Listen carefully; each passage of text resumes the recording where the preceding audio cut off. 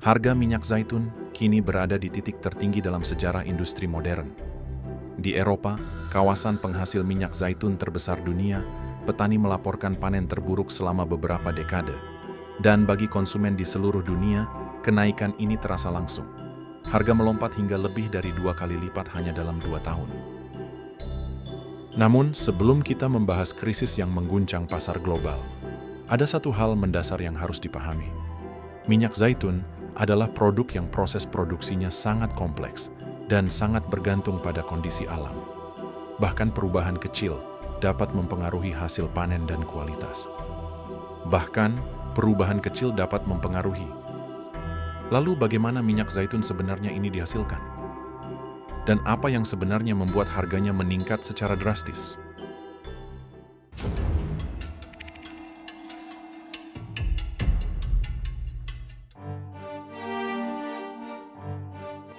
Olea europaea, atau yang lebih kita kenal sebagai zaitun, bukan tanaman serbaguna yang bisa tumbuh di mana saja.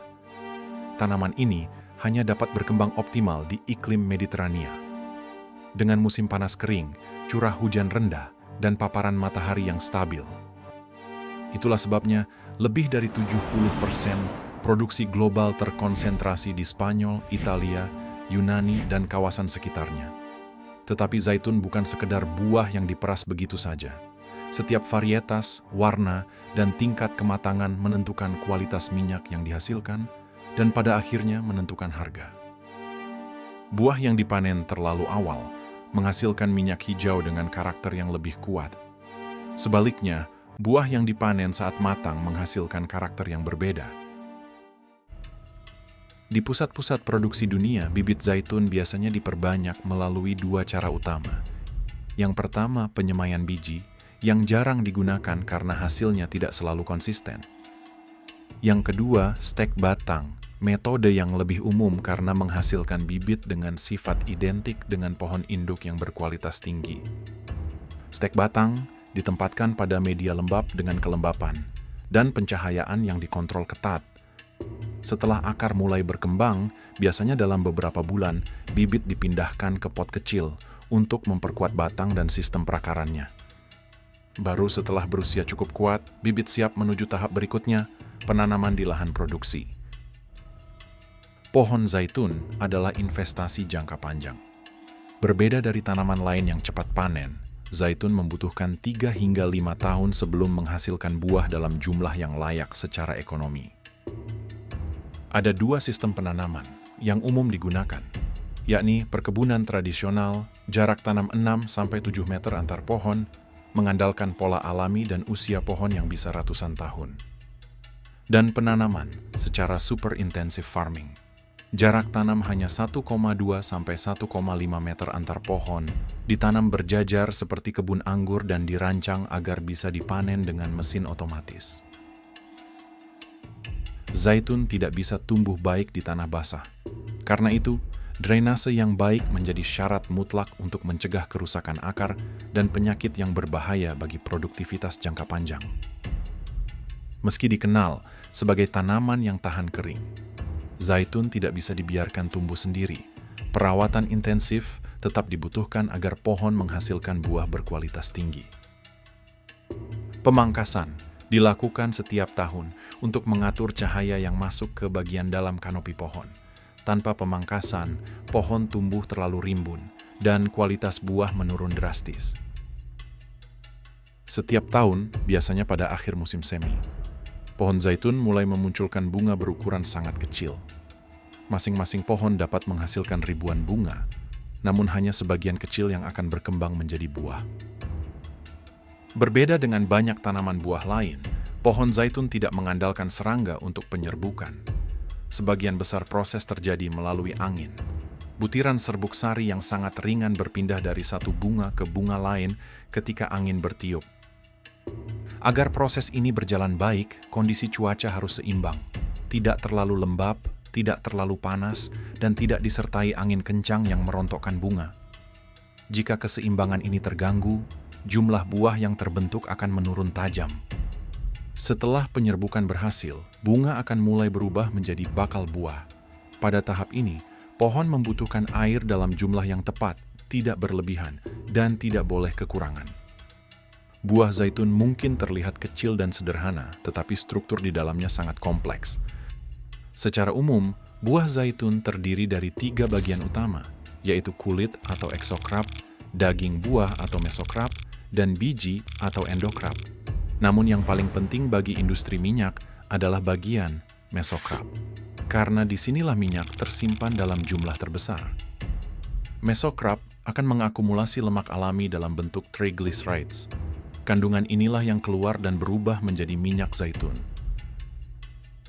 Saat buah mencapai kematangan optimal, kandungan minyaknya bisa mencapai 15-30% dari total berat buah.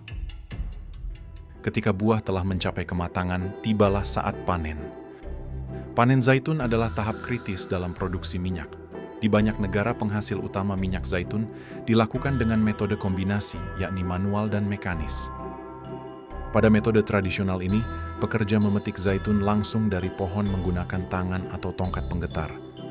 Hal ini untuk menjatuhkan buah ke jaring di bawahnya. Alasannya sederhana, semakin sedikit buah mengalami tekanan atau benturan, semakin kecil risiko oksidasi dan fermentasi dini. Keunggulannya ialah meminimalkan kerusakan permukaan buah, mempertahankan kesegaran dan kadar keasaman rendah, menghasilkan minyak dengan kualitas premium, terutama untuk kategori extra virgin olive oil. Namun, ada konsekuensi besar di balik kualitas tersebut. Dibutuhkan tenaga kerja sangat banyak dalam waktu singkat. Panen berskala besar membutuhkan biaya tenaga kerja yang sangat tinggi, dan produktivitas sangat bergantung pada pengalaman pemanen. Itulah sebabnya, minyak zaitun premium bukan hanya mahal karena kualitasnya, tetapi juga karena biaya panennya. Kebun yang masih mempertahankan panen manual pada umumnya menjual minyak di kelas harga tertinggi. Untuk memenuhi permintaan global, banyak perkebunan besar beralih ke panen mekanis. Mesin trunk shaker menjepit batang pohon dan mengguncangnya hingga buah jatuh otomatis di bagian bawah. Keunggulannya jelas, jauh lebih cepat dibanding panen manual. Waktu panen hanya membutuhkan sedikit tenaga kerja dan sanggup memanen lahan luas hanya dalam beberapa jam. Namun efisiensi ini membawa dilema baru bagi produsen. Guncangan ini berisiko menyebabkan kerusakan sedikit pada buah. Buah yang rusak mulai teroksidasi lebih cepat, dan jika tidak segera diproses, minyak yang dihasilkan gagal memenuhi standar premium. Dengan kata lain, metode ini meningkatkan volume produksi, tetapi mengorbankan sebagian peluang untuk menghasilkan minyak kelas extra virgin. Baik panen manual maupun mekanis menghadapi batasan yang sama. Buah harus diproses dalam waktu maksimal 12 jam setelah dipetik. Karena itu, panen bukan hanya persoalan memetik buah, tetapi logistik waktu yang ketat antara kebun dan pabrik. Traktor harus bergerak tanpa berhenti, truk harus langsung menuju pabrik, dan pabrik harus mampu menampung volume panen yang datang dalam waktu hampir bersamaan. Sesampainya di pabrik, buah langsung dibersihkan untuk menghilangkan daun, ranting, dan kotoran tanah. Tahap pencucian dibuat seefisien mungkin agar buah tidak mengalami kontak air berlebihan. Setelah itu, buah dihancurkan menggunakan crusher modern.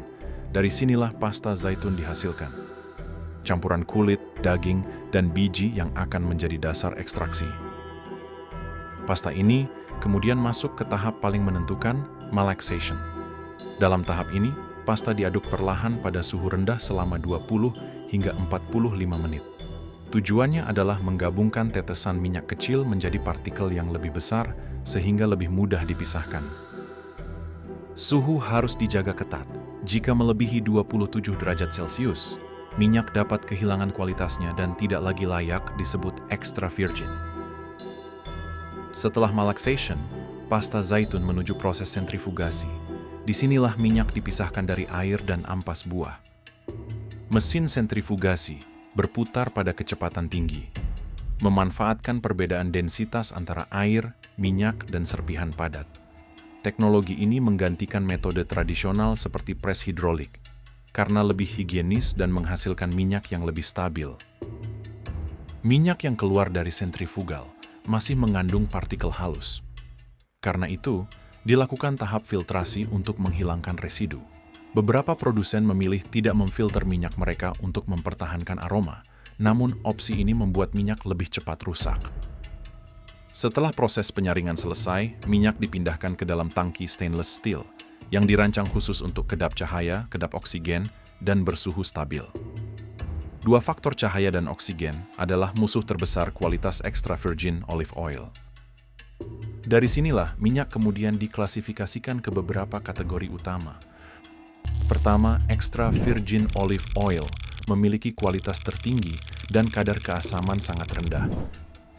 Yang kedua, virgin olive oil memiliki kualitas baik, namun kadar keasamannya sedikit lebih tinggi.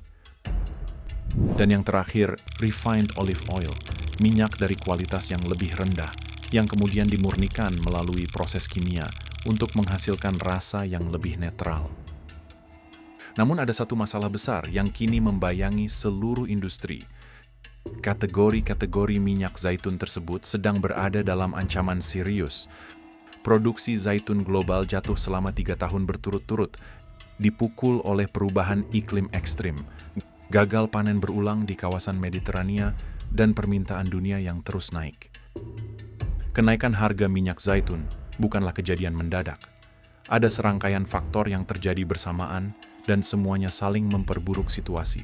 Salah satunya, kekeringan parah di Eropa Selatan.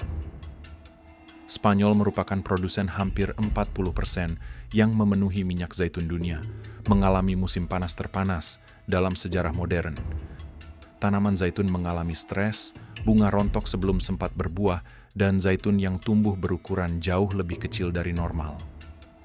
Terdapat juga akibat curah hujan yang tidak menentu. Pohon zaitun membutuhkan pola cuaca yang konsisten, hujan pada awal musim tanam, dan kondisi kering saat mendekati panen. Ketidakstabilan cuaca inilah menyebabkan volume produksi turun drastis dari tahun ke tahun. Dan yang paling berperan penting ialah hama dan penyakit. Suhu hangat dan kelembaban tinggi mempercepat penyebaran bakteri serta serangga seperti olive fruit fly. Hama yang dapat menghancurkan seluruh kebun jika tidak ditangani cepat. Tidak heran, dalam beberapa tahun terakhir harga minyak zaitun terus meningkat.